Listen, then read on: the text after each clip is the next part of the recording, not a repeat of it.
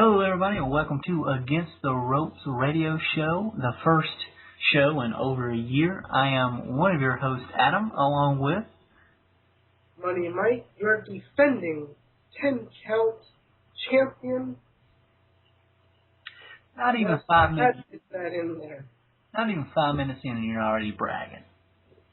Already bragging. Not even 5 minutes in. I'm like Kane without with the mask on, and now look, I'm showing my face now. It's my first appearance doing anything for 10 count. It is, but people can't see your face, except for me, just so you know. It's Really? recorded. Yeah, it's recorded. It's not audio. That's hence the radio show. You're fired. Yeah.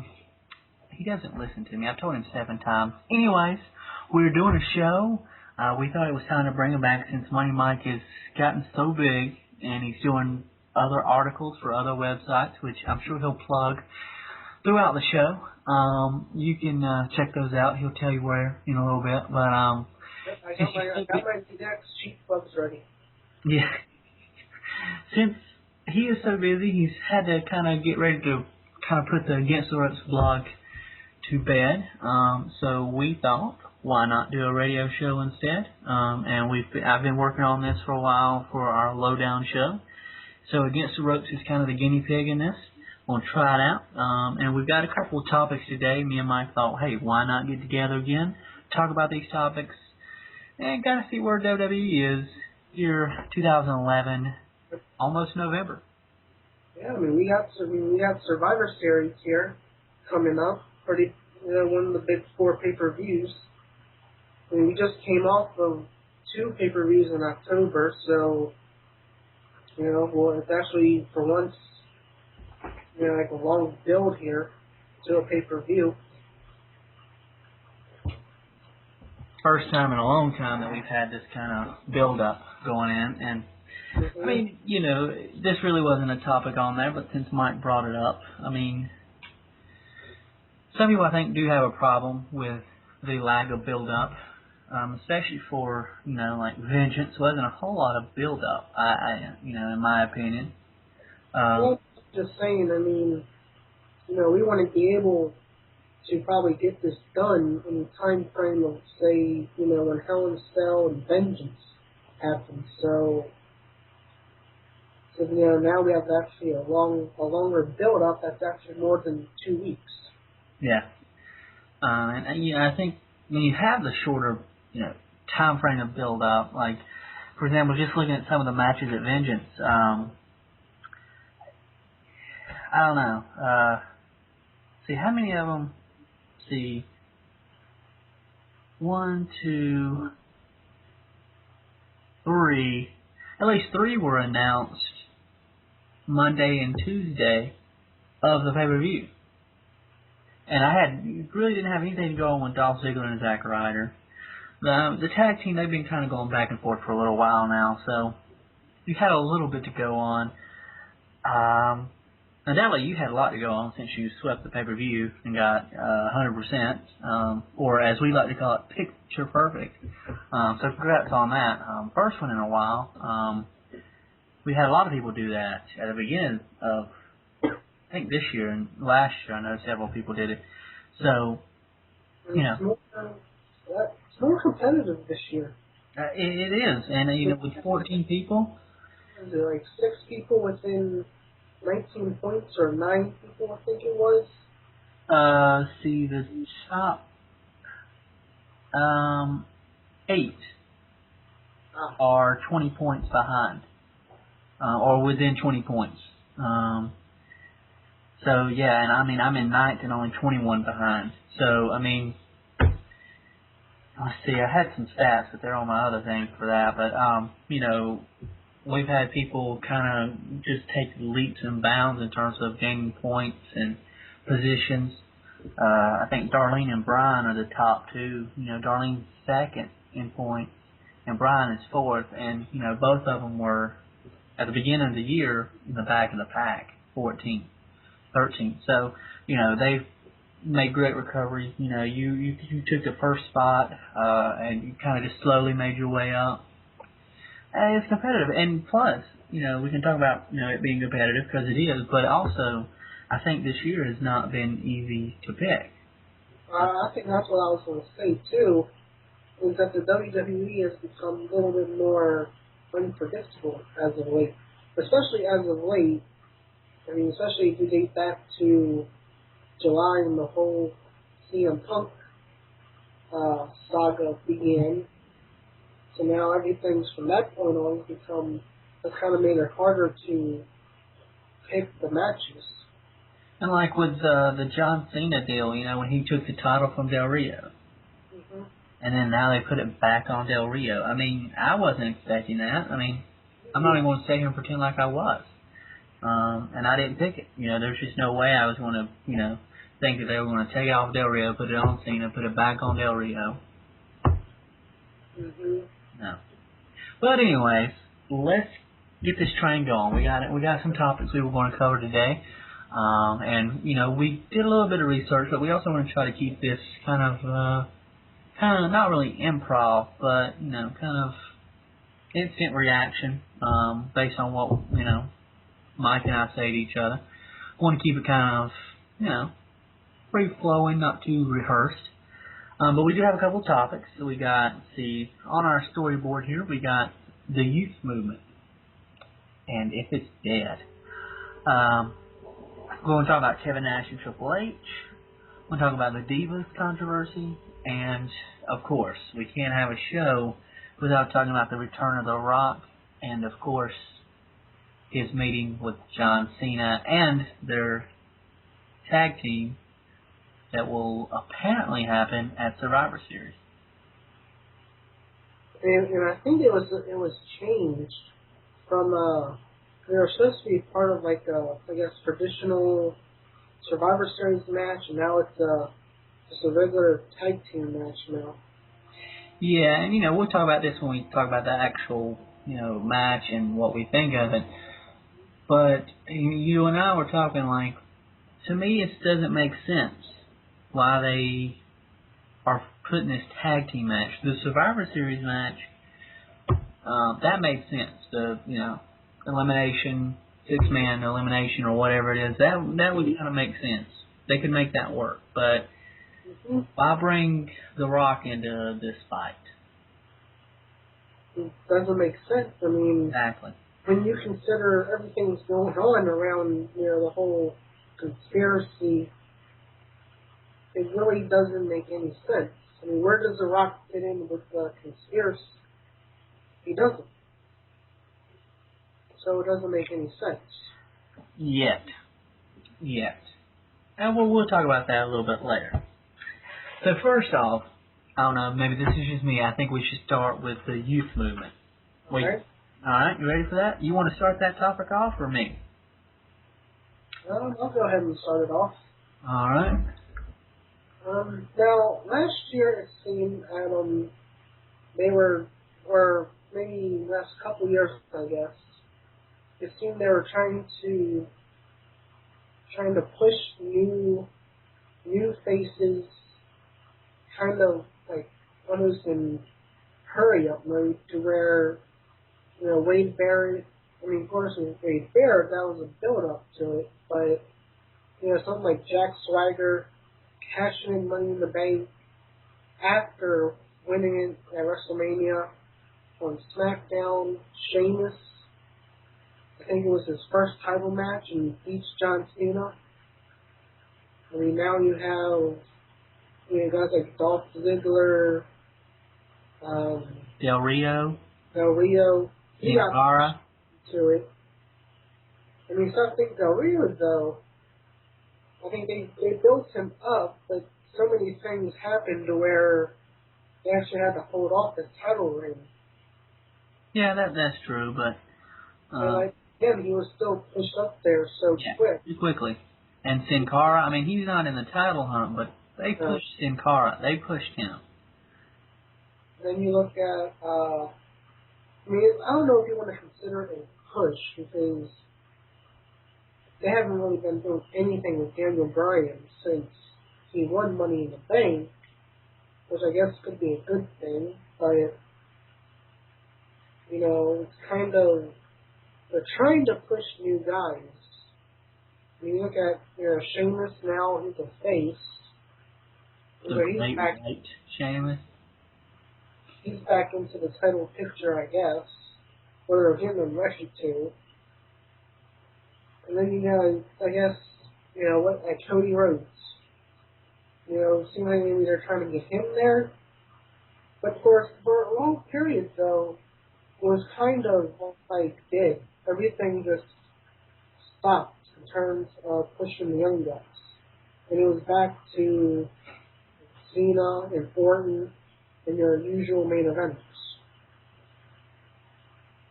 Yeah, I mean, I agree. I think that, you know, and I think that the brief youth movement that we had for a while is dead. You know, like you were talking about, Dolph Ziggler, Del Rio, even Sin Cara, you know, they were, and Cody Rhodes, especially at WrestleMania with him and Rey Mysterio, you know, they were pushed, and then, with typical WWE fashion, they drop off and just, you know, like, I remember Kofi Kingston was pushed a while back with Randy Orton. That was a great storyline, and they just kind of let it drop. They did nothing with it, you know, and I guess... Look at Morrison, too. Yeah, Morrison, and, you know, a lot of people say that's politics and... First match of 2011, John Morrison versus The Miz for the WWE title. And then, since then, Morrison has become a punching bag and has been losing. Yeah, a lot of people say that's politics in play with Melina. Who knows? But, to me, I don't think you should ever have to have a youth movement.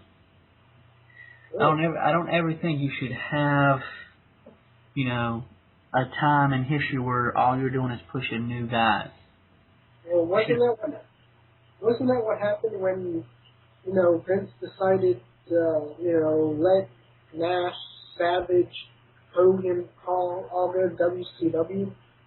Because when they all went to WCW, that's when, you know, guys, you know, I guess Rocky Maivia, Stone Cold, Triple H, and all the young guys that were now legends, all got their push and. Well, yeah, but, you know, that should not, you know, necessarily all happen at one time. You should always be building these guys.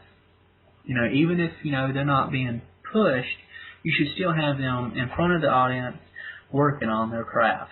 I mean, you know, I think Dolph Ziggler is a good example of that. He's been in some pretty good storylines.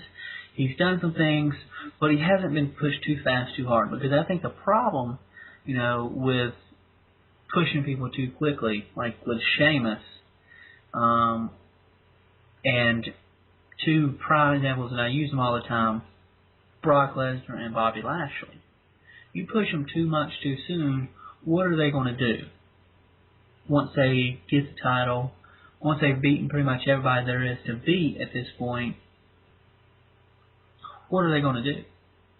I mean, you can look at John Cena, who, you know, he's a company man. He's probably not going to leave until, you know, he can't wrestle or he dies. You know? Right. I mean,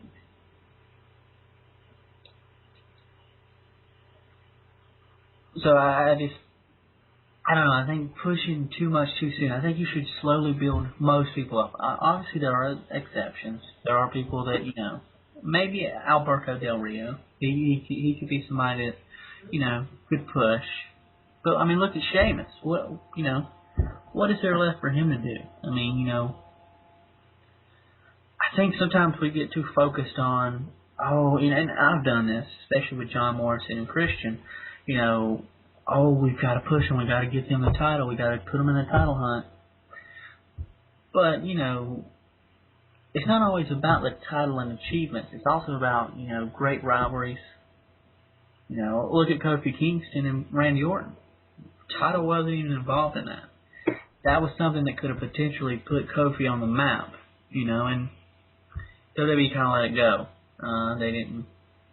I mean, you hear stories, I guess, with politics around that, but you know, it kind of makes you wonder where Kofi would be at today if that push didn't stall.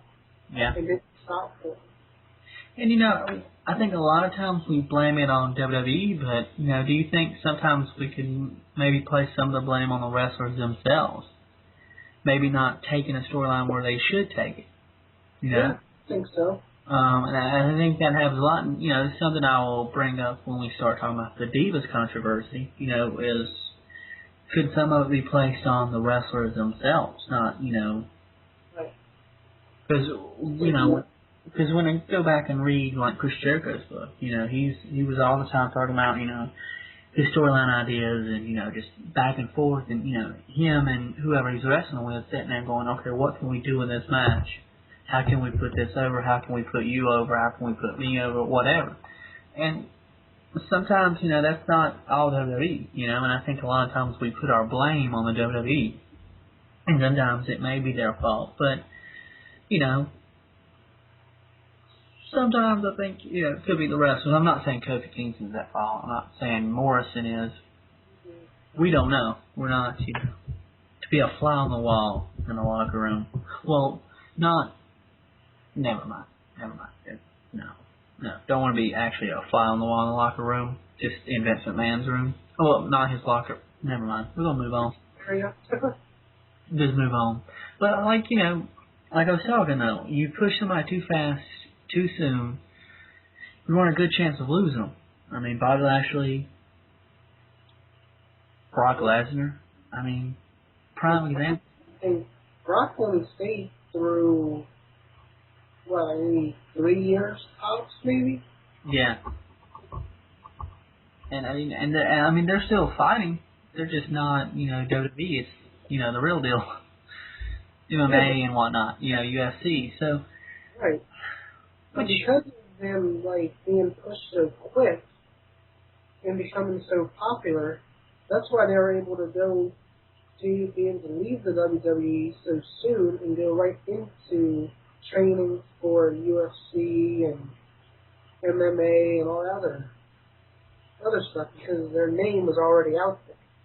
Exactly, and Brock I've read interviews where he's given WWE props for getting his name out there. They made him who he is.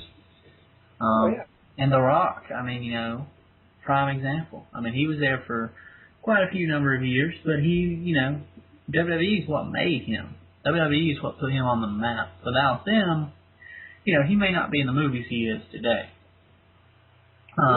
He might still be he'd probably be playing football because I remember having his biography DVD. He talks about how he wanted to leave football and go right into wrestling. So, without it, The Rock, he's probably out on some NFL team somewhere. Could be. I mean, of course he could. I mean, I'm not saying that, without WWE, The Rock wouldn't be in movies. I mean, that's not fair to say. We never know. Same thing for Brock Lesnar. But it definitely helped, And so, maybe that's just, the path. Maybe Brock Lesnar didn't intend on being in pro wrestling forever. And maybe the same for Bobby Lashley. But, I think... And plus, with the bigger guys, it's hard to sit there and go, well, look at the Great Khali. You can't take him seriously. He's a big guy, but you can't take him seriously. Because he's, been around for so long and he hasn't really done much. Yeah, he's been champion, but...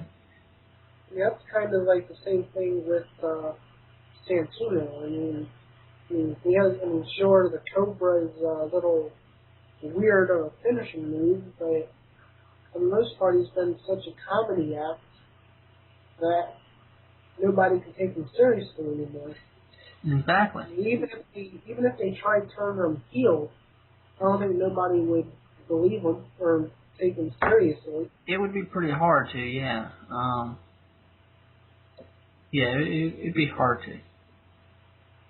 And same thing with the Khali. I mean, it's hard for me to ever take him seriously because you see him wrestle and it's not good. It's all about size with him, and that only gets you so far. But speaking of size, let's move on to the next topic, shall we? Yep. All right. Next up, Kevin Nash, Triple H. Rematch. Is this a waste of time? I mean, because we've been there, done that kind of storyline.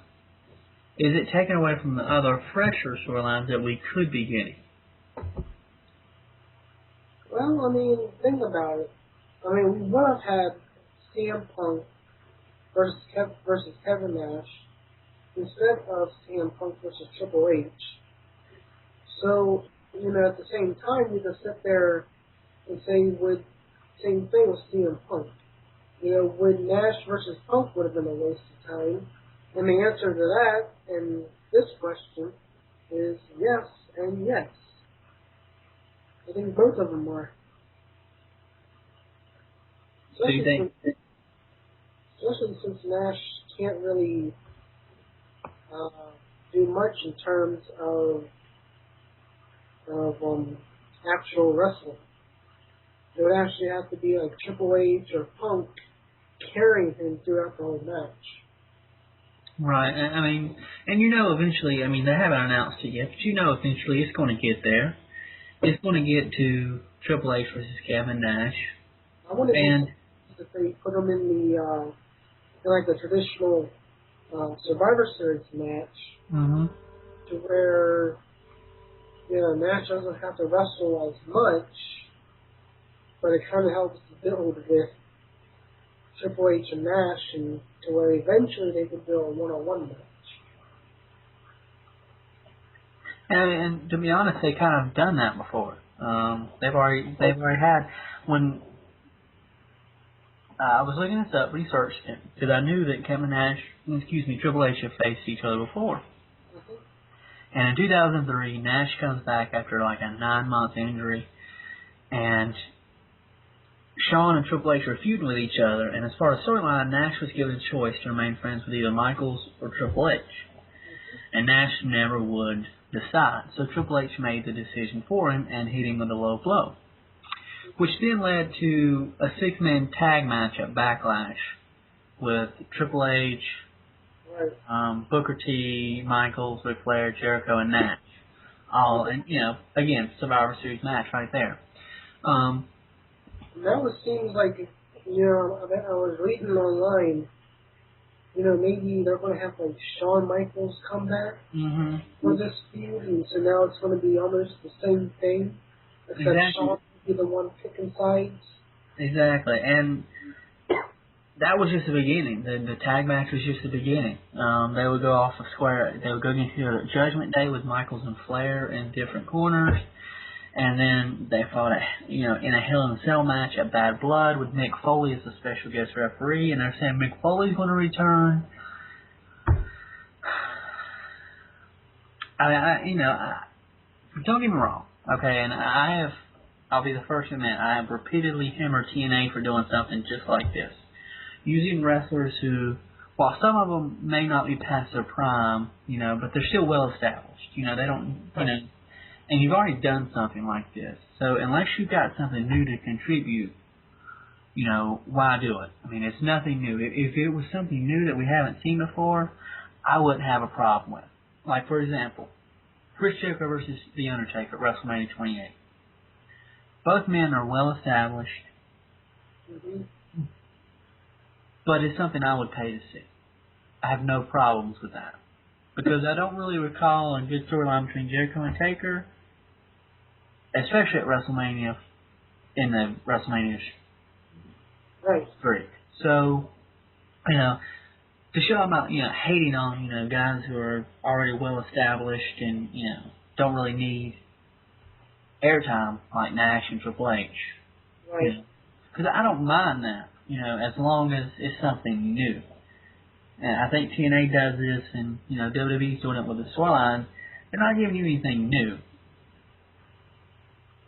Right. I mean, if you think of...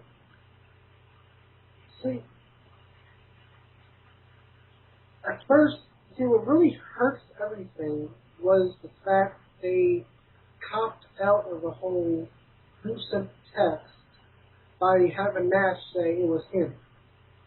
Nothing like, somebody told him to. they're trying to keep the mystery of who sent the text. So that kind of already killed off anything that Kevin Nash would have been involved in the first place.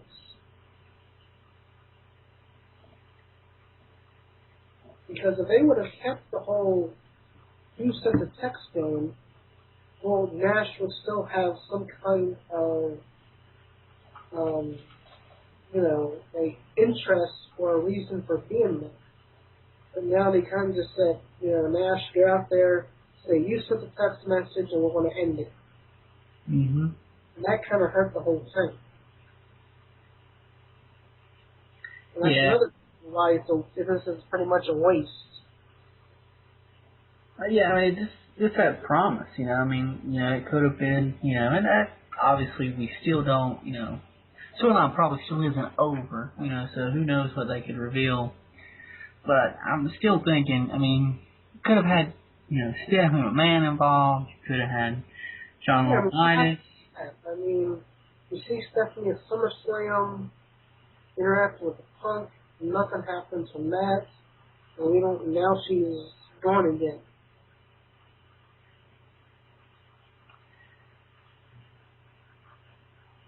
I know, I don't know, unless it was just kind of like a tease to kind of go, or, just a way to put maybe a plan in place in case they ever wanted to use Stephanie, like, well, we had her here, so, we set the foundation. If we ever want to bring Stephanie in, could have been a red herring, who knows, but I don't know, I've kind of lost, really, even caring about this. I mean, why is Kevin Nash even attacking Triple H at this point? I don't get it. I mean, I don't know, but I have a feeling that by the time when they actually do something with a singles match, it's going to be like some kind of like sledgehammer match or whatever, or some kind of special match. Probably. And who knows? I don't know. And if they do, hopefully, if they do anything, that it's going to like end at like TLC or something, so that we're not like looking at a Triple H versus Kevin Nash match at WrestleMania. Yeah. Yeah. No. What? No. Come on. No. Now I would pay for. Now I would see if this was still going on between Triple H and Punk instead of making them friends out all of a sudden. But now it's like they're all buddy and now they're pretty much fighting for the same thing now.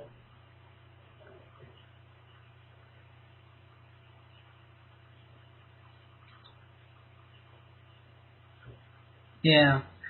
I don't know. I guess I think stuff like this is the reasons why I quit trying to predict what WWE's going to do and just let them do it. I mean, I still obviously predict what they're going to do because, we do the picks and stuff, 10 count, but I don't, sit around going, okay, where's this storyline going? I mean, unless I'm making picks, I've gotten where I just let it, I let it happen. Because there's not always a rhyme or reason, to why they do things. They just do it. And, like, I thought bringing back Vince McMahon so soon was a bit much, taking Triple H out of power. I mean, that was funny. Yeah, power, though. Well, yeah, he still... refers to him as the COO. Yeah, he still is, but he doesn't run Raw, and... while I thought it was funny they did the whole, we were, Triple H is telling him this months ago, and now it's Vince McMahon, and the roles are just reversed. That was funny, okay, ha ha ha, but a bit too soon. I mean, let's be honest, I didn't think there was a whole lot going on there with Triple H, and the WWE superstars complaining. I didn't really think they had a leg to stand on, in terms of that. I thought that felt kind of cheap. And like they were just, they didn't know where else to go with the storyline, so like, let's have them revolt. I mean, you know. And it's not like they even had like a couple weeks worth of where everything was going all crazy. Yeah. It's kind of like just within 1 week they just said it's unsafe working conditions, so we're going to walk out. Yeah, and it's like, you even had some baby faces doing it. It's like, really? Really? I mean, if you think of what really makes the whole thing even worse is, I mean, if you consider, I guess, Vince running things in the past, you know, all the crazy storylines they've done before, and yet all of a sudden, you know, the referees, you know, always getting hit, you know, in the 90s, yet now they decide now is the time to walk out, and then that it's unsafe. I mean, they've done so many crazy storylines before that would, I guess, you would consider the unsafe working conditions, yet just because Triple H is in charge, it's deemed unsafe. Yeah. I mean, for crying out loud, I mean, Nexus, I mean, That wasn't unsafe. that was unsafe. That was ridiculous, and no one walked out. Everybody stayed. It's okay. We'll be alright. I mean, even Vince McMahon got taken out, for crying out loud. They didn't remove it from power to them. I mean,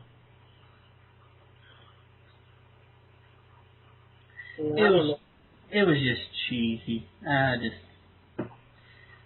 didn't really care for it, you know, but whatever. Again, like I said, I wasn't going to, you know, try to analyze it too much because there's no use, you know. Yep. But alright. Any final words on Triple H, Kevin Nash? Other than that, I hope that it ends quickly.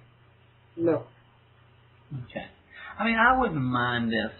Let me just say, I wouldn't mind it if they did something new. What it is, I don't know. I don't get paid to do that. That's what you get paid to do. But it's something new and something we haven't seen before.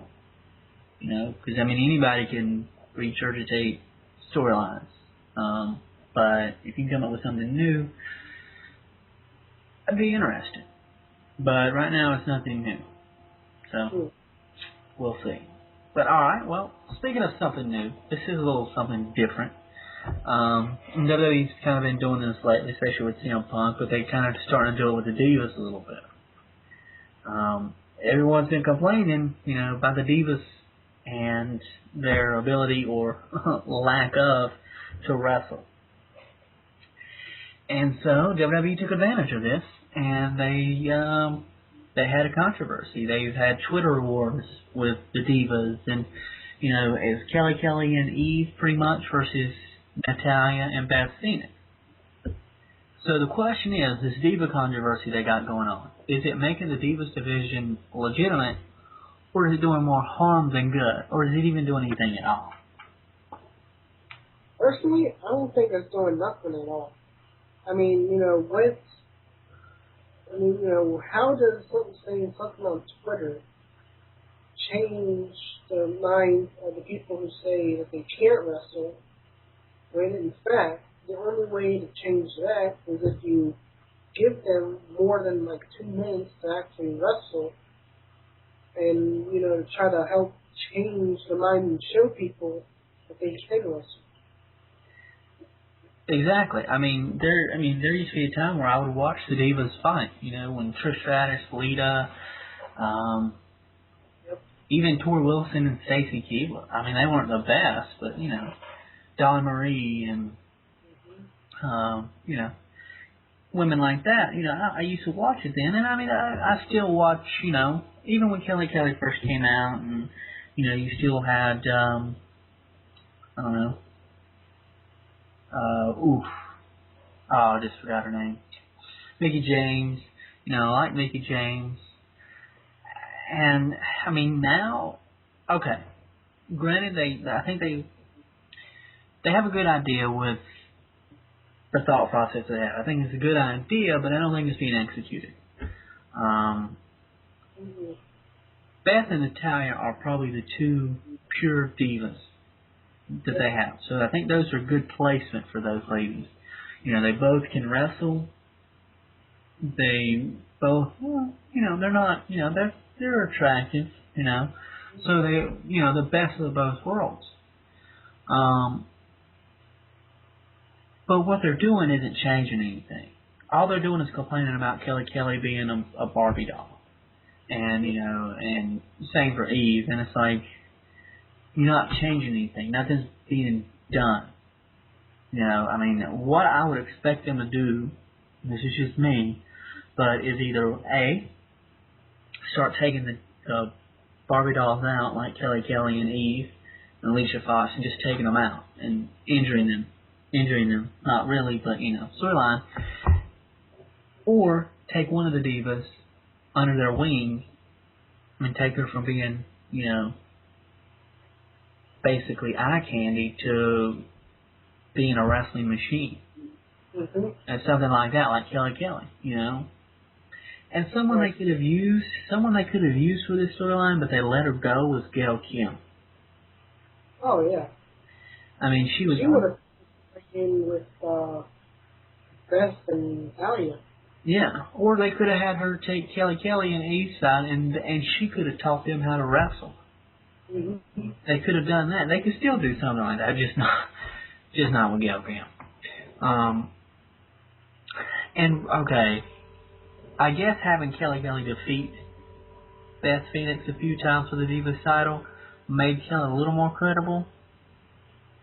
And yeah, they have done some things that look, you know, that matches aren't that bad.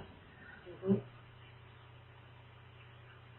But I still have trouble taking the whole Divas division seriously. Oh, yeah. I mean, because even I have trouble taking Beth and Natalia seriously because they're not doing anything proactive. I mean, they're not doing anything. Yeah, okay, so they got the Divas title. They had to cheat to win that. And when they were doing it, like when they first started the Twitter stuff, one minute you would have Beth or Natalia, you know, putting down the Bella twins or something, and then next thing you know, they would say, "Oh, every diva is a hard worker, and you know, every diva has skill," and it's like, well, pick a side. Are you gonna make fun of the Bellas and their lack of ability, or are you gonna say they got skill and they work hard? You know, what are you gonna do? Right. I mean, the one thing that's going to be real interesting is to see how Karma fits into the storyline when she comes back next year. I mean, I guess that they would still be doing it, but, you know, we see how she fits into this whole storyline, considering that she was probably going to be the one that was supposed to be doing this. Yeah, because it was clear she was targeting some Barbie dolls. Although not all, because apparently, I can't remember who it was, but some of them she would not attack at all. While others she would, you know, take out. So, I don't know. You know, if they're still doing it, you know, I don't know. Who knows? Yeah. I think we just devoured more time to the divas in our show than the length of time they get to actually be in the ring. That's true. And you know, I have to agree with you. To answer the question, I think it's not doing anything. I mean, I admire WWE for taking a real life story, or you know, or issue and addressing it, but I don't think they're, you know, doing that great of a job at it. Nothing's really being done. Nothing's changed it. I mean, and again, this same thing with CM Punk. He wanted change, and he wanted this to happen, but he never did anything. Nope. So, I mean, and like we were talking about earlier, when we were talking about people and the storylines, you know, not developing, maybe sometimes it's the wrestler's fault. Maybe Beth and Natalia and Kelly and Eve are, you know, part of the reason why the storyline is not working anymore.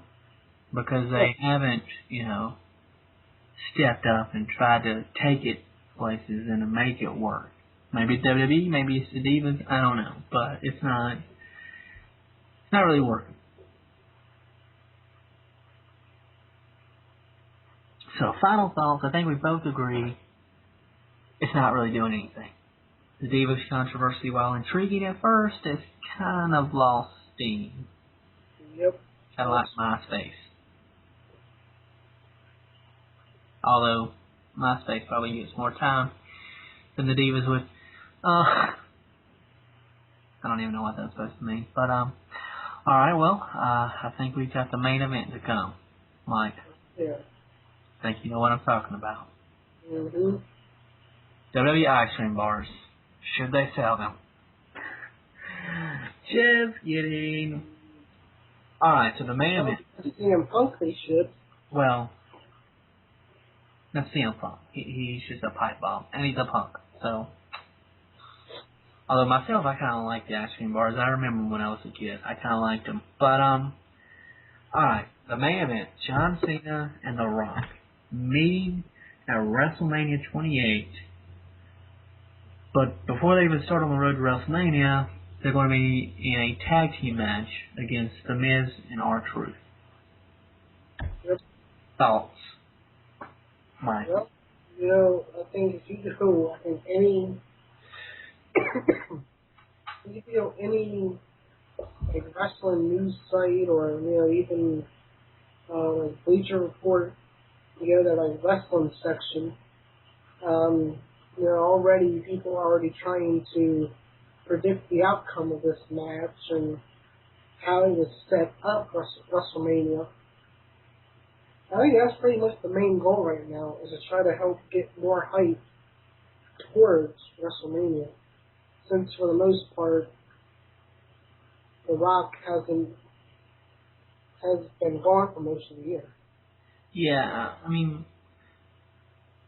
I think we've talked about this before, me and you. The only thing that they haven't done, well, there's two things they haven't done in this year-long, well, over a year-long,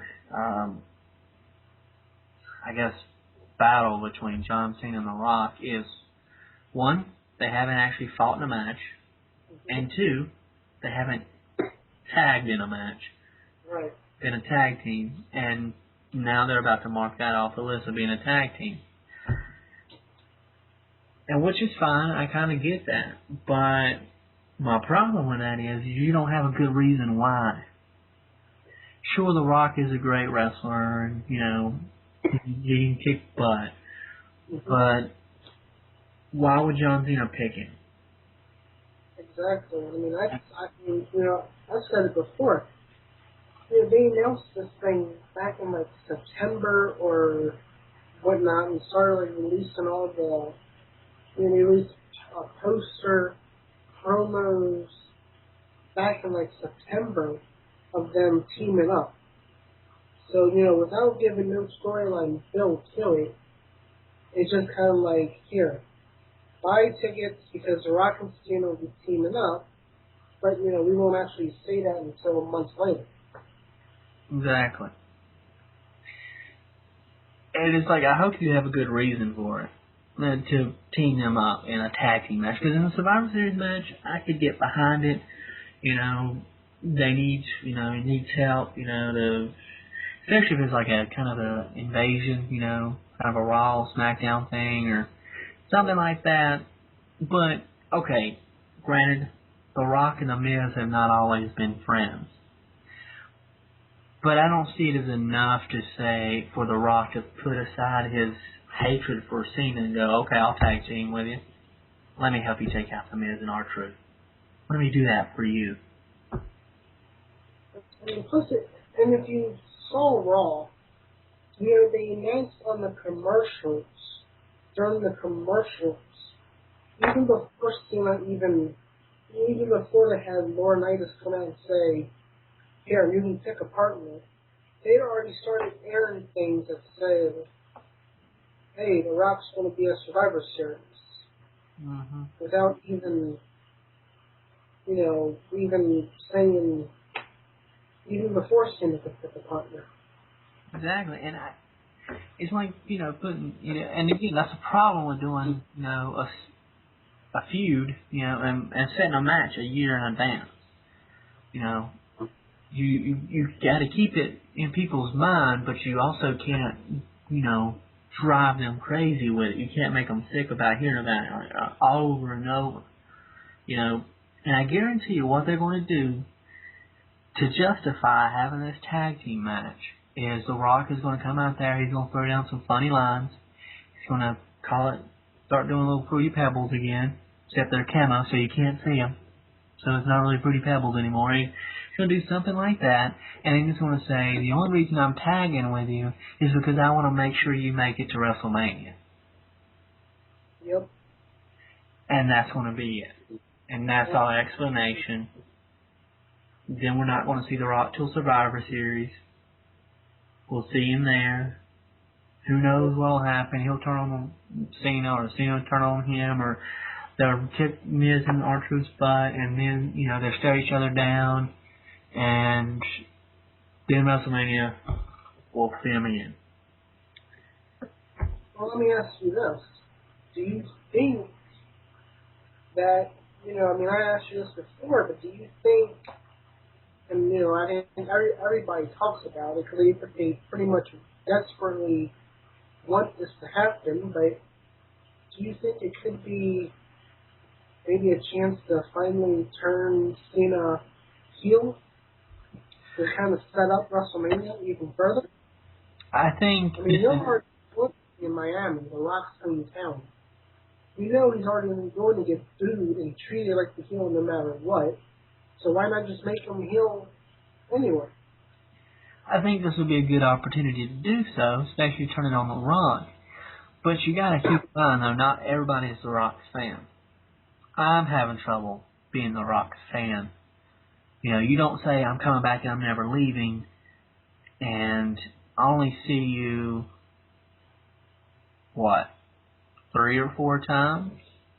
Yeah, a couple of weeks before WrestleMania, his birthday show in May. I think that was the last time we've seen him. His birthday show. Yeah, and it's like... It's been Raw either. Yeah. Because it was all birthday. To me, I think this would be a good way to do that, if they were going to, but I'm sorry, I just don't see them doing that until they absolutely have to. Because as long as he's selling shirts, and as long as people and kids love him, I think they're going to keep doing that until they notice that they need to do something, that they need to change. Yeah, I think a lot of people, I brought up earlier, you go to any, forum or wrestling site or whatever, everybody's already trying to predict the outcome and, already make predictions. Oh, Cena's going to go heel. He's going to join the Miz and Truth, and, it'll be elite. It'll be, Bash at the beach all over again, and all this other crazy stuff.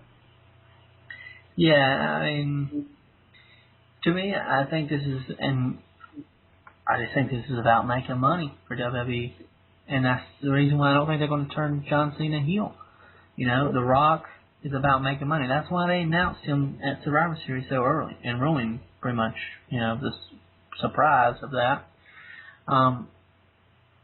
It's just about making money at the end of the day, and they're not going to turn Cena heel because then he might still have good sales. I don't know, but I'm just saying, I don't see them turning him heel until they absolutely have to.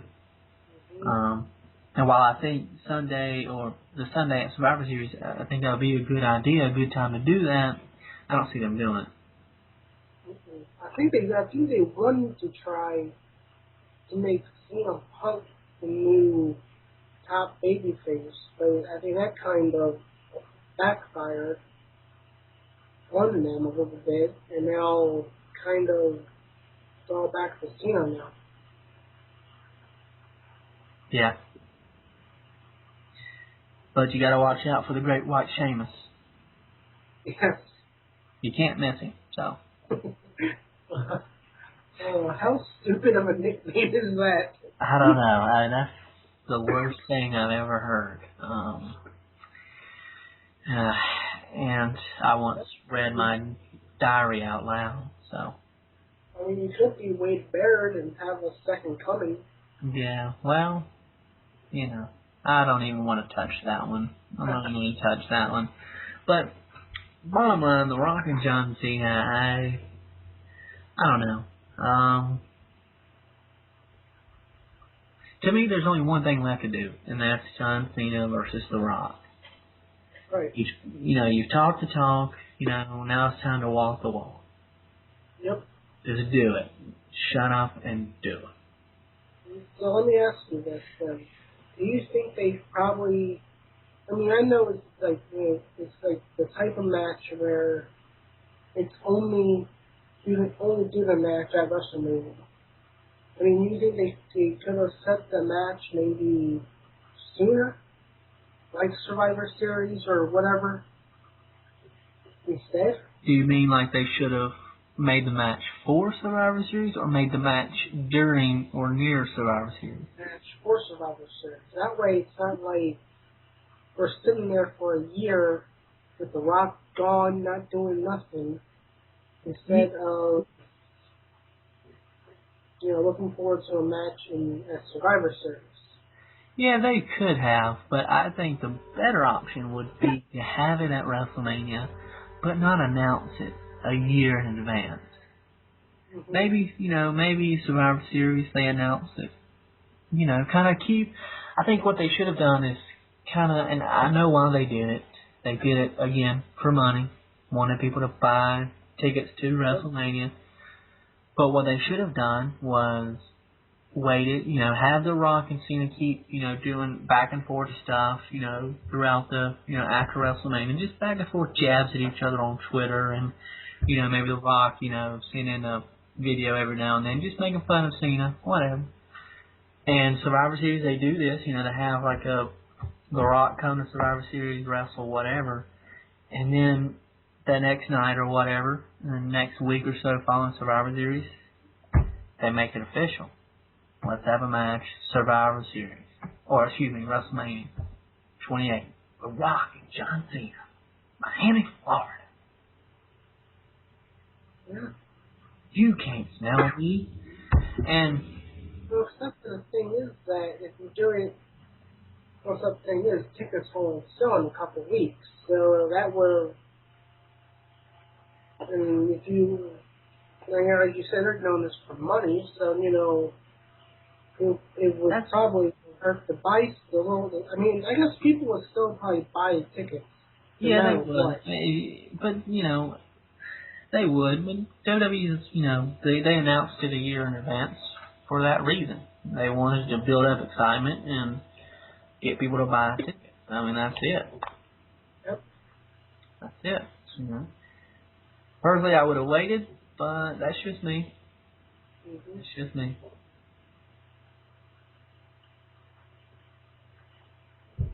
But alright, well, do you have anything else on that topic? Other than I think that I agree with you, they could have waited. I mean, there's a whole thing on Twitter. I mean, I don't know if you've heard about, what CM Punk and Stone Cold were doing on Twitter. Yeah. He was there. Something like that. And then announce the match, but, as we all know, it's all about the money. All about the Benjamins. Yep. But, alright, well, I have nothing left on that topic. Except, I hope that they, whatever their reasoning behind Cena and The Rock tag teaming at Survivor Series, I hope they have a good one. I hope they don't just try to, oh, well, I wanted you to make it to WrestleMania. I know The Rock doesn't sound like that, but... I mean, do you think it's going to be, I guess, because of Cena and Rock teaming up, do you think that's going to be the main event? Yeah, probably. Yeah, I think it would be. Yeah, that'll be the main event. For Survivor Series? Yep. Yeah. I think that'll be the main event. Probably. That is if they have a ring to wrestle in. Right. That was a allusion to Mark Henry and Big Show. Anyway, I don't know. But, alright, well, I think that wraps it up for our first Against the Ropes radio show in over a year.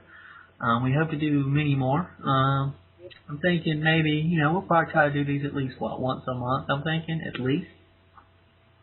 Once a month or every, I guess, 2 months. it calls for it, occasion like this, The Rock coming back, teaming with John Cena, maybe we'll have to do it for, maybe the Royal Rumble, where, Slammies or, whatever. We'll definitely have to do it for WrestleMania.